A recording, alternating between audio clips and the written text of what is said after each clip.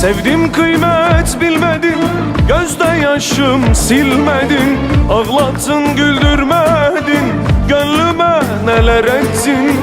Arama beni sorma, bu aşka yazık ettin.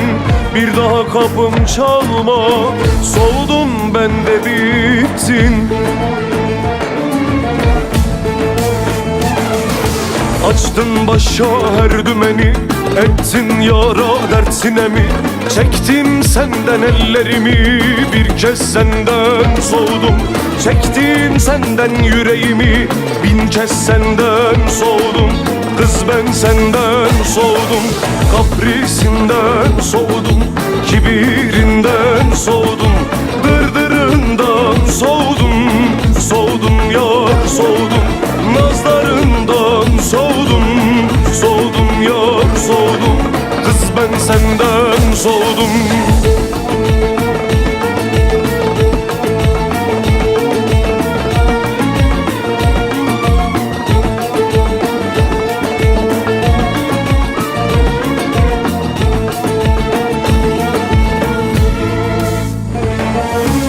Git peşimden dolanma, affettim seni sanma.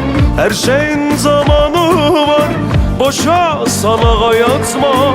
Son güleni güler, bunu sakın unutma. Bir kez soğudum senden, affettim seni sanma.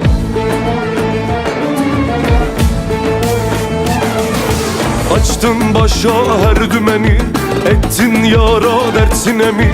Çektim senden ellerimi, soğudum da soğudum. Çektim senden yüreğimi, bin kez senden soğudum. Kız ben senden soğudum, kaprisinden soğudum. Kibirinden soğudum, dırdırından soğudum.